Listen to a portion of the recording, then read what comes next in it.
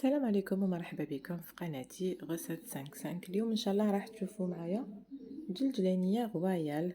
هاد الحلوى المعسلة ذات شكل راقي الله يبارك كما كنت تشوفوا، تجيكم طرية معسلة حتى القلب بزاف بزاف بنينة، والشكل تاعها يعني ما شاء الله توالم شفتوا العراس ولا الحفلات ولا واش كي تكون عندكم كيش مناسبة هكذا ولا الحلويات العيد. هايليك كيفاش تجيكم الداخل تجي مشربة حتى الداخل يعني حتى القلب معسلة وبزاف بنينة. بلا ما نطول عليكم نمر مباشرة لطريقة التحضير والمقادير. هنا عندي 250 غرام تاع بغداغين تكون طرية بحرارة المطبخ، ضفت عليها 3 مغارف كبار تاع السكر ناعم. هنا كيما شفتوا كمية السكر تبان لكم قليلة بصح راح تعسل من بعدها وتجي بزاف حلوة، على هذا ما كثرتش السكر. هنا كيما شفتوا عندي كاس تاع الجوز مع نص كاس تاع الجلجلان محمص، هادوني حنرحيهم كيف كيف. بالنسبة للجوز بلا ما نحمصو نرحيه هكذاك، وكان تحمصوه بزاف حيجيكم مر، يعني غير هكذا ونرحيهم. عندي غاتو بيمو ولا اي نوع تاع غاتو يكون عندكم. هنا عندي حبة بيض كاملة وصفار بيضة، كيما شفتوا خلطت مليح الزبده مع السكر حتى ينسجموا لي مليح، يقول لكم هكذا من الخليط تاعكم بقوام كريمي، ومن بعد نزيد البيض غير بشويه، ما نحطوش دفعه واحده. هنا زدت الباتاغون تاع لافاني، ولا الا ما كانتش عندكم ديروا لافاني اون بودر كيما حبيتو مليح. تاني تولا عندكم القارص ديروا لو زيت دو سيترون حتجيكم بنينه الحلوه تاعكم بمبشور ليمون. انا كيما شفتوا راني نحط في البيض غير بالعقل ونخلط هكذا. هنا في هذه الوصفه ما حبيتش نستعمل الباتور، يعني تعمدت ما نستعملش الباتور، حبيت نخدمها بيدي. تقدروا نتوما تستعملوه كيما حبيتوا. شنو الحلوه كي تخدموها تاني بيدكم هكا وتخلطوها بيان حتجيكم خفيفه اكثر. هنا كيما شفتوا راح نرحي المكسرات هذوك مع بعض، الجلجلان اللي كنت حمصته مع الجوز، ها اللي كيف فرحيتهم بهذا الشكل يكون رقاق، ضفتهم للخليط ديالي. وحنزيد نرحي تاني الجاتو. هنا بالنسبه للبسكوي حوالي كاس، ديروا كاس كيلو هكذاك، ولا ديروا كيما انا درت هكذا عيني ميزاني. كاس تاع جاتو مرحي. وعندي حلوه الترك درت مغرفه كبيره، لا ما كانتش متوفره تقدروا تستغناو عليها، وشنو حتمدلكم بنه هايله الحلوه تاعكم. هذا واش درت، هادو من المكونات كامل خلطوهم مليح هكذا كيما شفتوا، خلطوا كامل هاد المكونات مليح حتى يندمجوا مليح. ومن بعد راني حنزيد الفرينه تدريجيا حتى نتحصلوا على عجينه اللي تكون طريه، ما تنشفوهاش بزاف، ما لازمش تجيكم ناشفه ويابسه. يعني السر تاع الوصفه هذه باش تعسل لكم وتجيب طريه وبنينه لازم ما تنشفوهاش بيان. انا درت مغرفه صغيره تاع خميره الحلويات، كشتو مغرفه صغيره كامل تاع القهوه. ودوك هكذا نبدا نخدم بيدي نجمع في الخليط ونشوف. وملاحظه ثاني البنات، هنا الفرينه كاين نوعيات تشرب، انا كيما خدمت بهذه السيم تشرب بزاف يعني. روباركيتها في شحال من نوع تاع كاطو راها تشرب.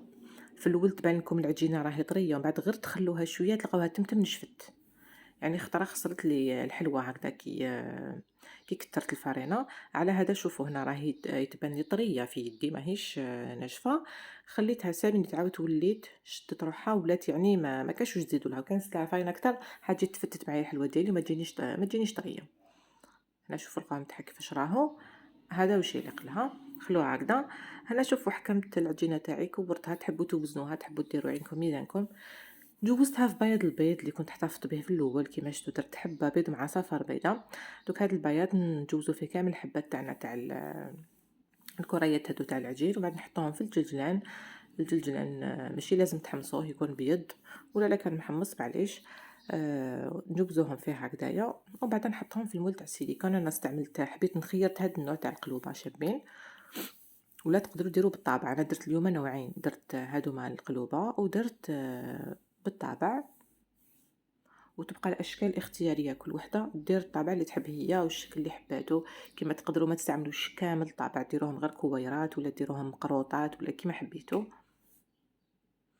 انا هكذا نكملهم كامل بنفس الطريقه وندخلهم للفرن يكون شعلته يسخن مقبل على 180 درجه. هنا نصيحه تاني للبنات كي تدخلوا المول السيليكون تاعكم يطيبوا لداخل النار، ما تزيدولهاش بزاف. في الاول سخنت الفرن تاعي مليح، ومن بعد نقصتلو هكذاك 160 درجه باسكو تخافوا تحرق لكم وتقعد في الوسط خضره. ما طيبش. هنا بالنسبة للنوع التاني كيما شفتوا حطيت هكذا بابي كويسون وحليت فوقه كمية من العجين وراح نطبع بهذا الطابع. يعجبني بزاف هاد الشكل تاع اوفال هكذا. شوفوا السمك كيفاش يكون، ما تكونش رقيقة بزاف وما تكونش خشينة بزاف، يعني تكون متوسطة هكذايا. هذا هو الشكل الثاني.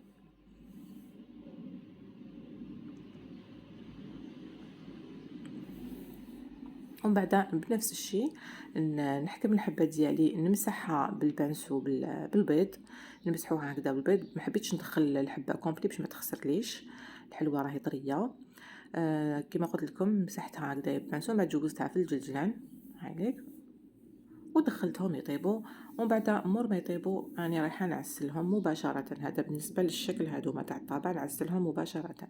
اما بالنسبه لهاد الاشكال تاع القلب ما نقدرش، باسكو يكون سخون، يعني يكونوا سخونين ما نقدرش نديمو ليهم، ولازم حتى يبردوا سينو حين يتكسروا. انا نخليتهم حتى ولاو دافيين باش ديموليتهم. ومن بعد واش درت، عاود دخلتهم للفرن كما كنت تشوفوا، عاود استفتهم في السنيمه، دخلتهم يتحمروا شويه، داو لي تحميره من الفوق. لازم نحمرهم من الفوق باش تخرج الحلوه شابه، تعطينا يكون وجه شباب. مور ما دخلتهم تحمروا يعني عاودوا سخنوا باش عسلتهم هكذا. هنا هاوليك الشكل هذا، شوفوا بعد ما طابوا حمرتهم الفوق، يعني داو ماشي فريمون تحميره، لون ذهبي هكذا.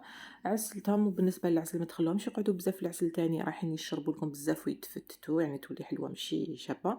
جست تخلوهم شويه هكذاك عاودوا خرجوهم.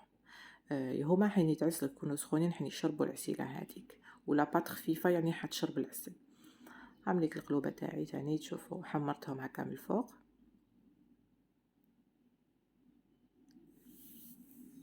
ومن بعد انا راح نجوز دوكا المرحله التزيين.